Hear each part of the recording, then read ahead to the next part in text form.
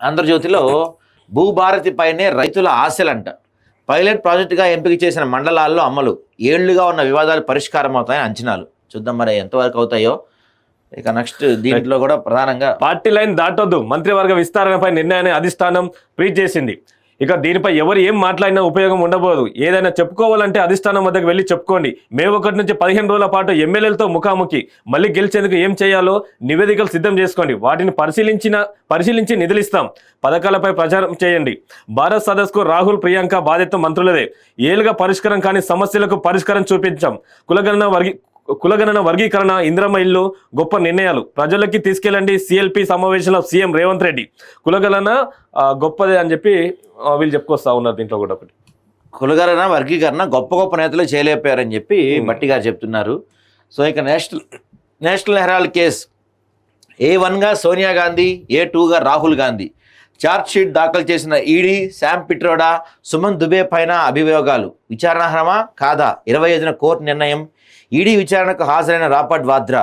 ఇది చట్టబద్ధ పాలన ముసుగులో ప్రభుత్వ దాడి, విపక్షంపై రాజకీయ ప్రతీకారమని కేసీ వేణుగోపాల్ చెప్తున్నారు. నేడు దేశవ్యాప్త ఆందోళనకు కాంగ్రెస్ పార్టీ పిలిపిస్తుందంటండి.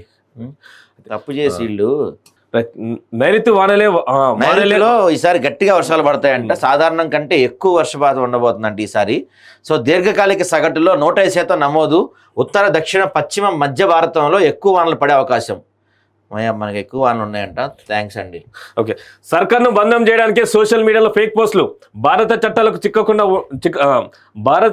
చిక్కకుండా ఉండేందుకు విదేశాల నుంచి పోస్టులు. 25 మంది కీలకం, వారికి భారీ నిధులు. వెనుకున్న పేదలపై ప్రభుత్వానికి నివేదిక. ఆయా సైట్లకు త్వరలో నోటీసులు. ఎస్సీ భూ వివాదం, ఫేక్ పోస్టులపై వెనకుండా ఎవరు నడిపిస్తున్నారంటే ఆ వెనుకున్న పెద్దలు ఎవరు, వాళ్ళపైన ఎటువంటి చర్యలు తీసుకోవాలి దానిపైన కూడా చేస్తున్నారు. వీళ్ళంతా ఫారిన్ కంట్రీస్లో ఉండి ప్లాన్ చేస్తున్నారంటే ఇదంతా. కళ్ళ ముందే చంపాడు పాకిస్తాన్ జాతీయుడు. తొలుత శ్రీనివాస్ ప్రాణాలు తీశాడు, తర్వాత నాపై కత్తి దూస్తే తొట్లో తప్పించుకున్నా. పక్కనే ఉన్న మా బావను దారుణంగా చంపేశాడు.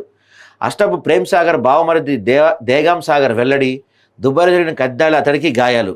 తనను కాపాడాలని కేంద్ర రాష్ట్ర ప్రభుత్వాలకు విజ్ఞప్తి. మృతదేహాల తరలింపుకు సహకరించండి. విదేశాంగ మంత్రి జయశంకర్ కిషన్ రెడ్డి అభ్యర్థన. దుబాయ్లో రంగంలోకి విదేశాంగ అధికారులు, ప్రేమ్ సాగర్ కుటుంబ సభ్యులకు బండి పరామర్శ. అరెస్టు చేయరాదని ఉత్తర్వులు ఇస్తే వారంలో వచ్చేస్తా. హైకోర్టును కోరిన ఫోన్ ట్యాపింగ్ నిందితుడు ప్రభాకర్ రావు. ఉత్తర్వులు ఇస్తే వస్తా అంటే, లేకపోతే రాడంట ప్రభాకర్ రావు. ఇక అక్రమం అని తెలిసి ప్రోత్సాహం, ఆ తర్వాత పథకాలపై క్రమబద్ధీకరణ. అక్రమ నిర్మాణాలను ప్రభుత్వం జీహెచ్ఎంసీ ప్రోత్సహిస్తున్నాయని హైకోర్టు ఆగ్రహం వ్యక్తం చేసిందంట. ఇక స్వయం ప్రతిపత్తిపై కమిటీ ఏర్పాటు. తమిళనాడు సర్కారు సంచలన నిర్ణయం. గవర్నర్ విభేదాల నేపథ్యంలో రాష్ట్ర హక్కుల పరిరక్షణకు స్టాలిన్ ప్రభుత్వం చర్యలు.